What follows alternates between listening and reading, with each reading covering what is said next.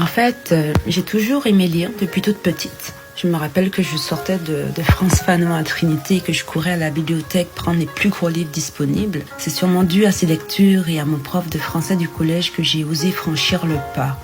J'écris depuis 2014-2015 environ. J'ai commencé le premier jet de Prima Alpha Andromédae grâce à un rêve. J'avais rêvé au prologue et puis je me suis dit à ce moment-là, qu'est-ce que je fais? Est-ce que je me lève pour l'écrire ou bien je continue à dormir et je verrai demain comme habituellement? Finalement, je me suis levée et j'ai écrit.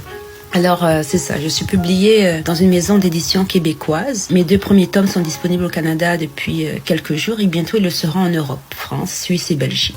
La saga Prima, en fait, devrait compter environ 9 à 10 livres. Je suis en train d'écrire le 3e qui devrait être publié fin 2019. Il faut savoir que j'ai toujours aimé l'univers des films, où tu vois en fait les différents personnages interagir et pas seulement un seul. Et c'est la même chose que j'ai voulu avec Prima. Il y a bien le personnage principal, Laura St. James, une jeune femme noire qui semble être terrienne et qui habite à Montréal. On la découvre comme un personnage calme, tranquille.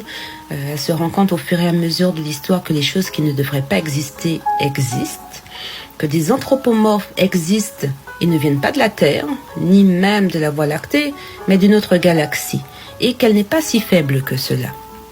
J'ai voulu en fait que les autres personnages aussi soient présents et qu'on puisse les suivre par leur action, par leurs pensées. Parce qu'il n'y a jamais de méchants qui soient nés méchants. Ils le sont devenus et il y a toujours, la plupart du temps, une explication.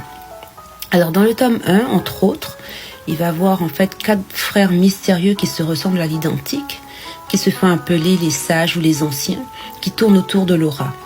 Un petit ami qui ne semble pas être celui qu'il prétend être, qui utilise en fait une potion pour la rendre amnésique quand il se laisse aller avec elle, malheureusement.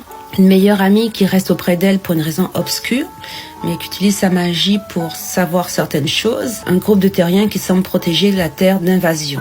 Invasion, ça, il va falloir le lire pour savoir de quelle évasion je parle. Moi, j'ai toujours voulu avoir une héroïne qui pourrait être mon modèle, une personne qui me ressemble par exemple, qui a des peurs comme tout le monde, mais qui va devoir les affronter parce qu'elle n'a pas le choix. Laura St. James, elle est noire, elle est normale, elle est effrayée. Et pourtant, elle va devoir évoluer, grandir, parce qu'elle n'a pas le choix. Et puis, surtout, elle a des responsabilités. Et bien sûr, Prima a fait passer un message aux femmes. Nous sommes fortes, nous sommes puissantes. Mais nous ne le savons pas tant que nous n'affrontons pas le problème tête première. Voilà. Bonne journée à vous.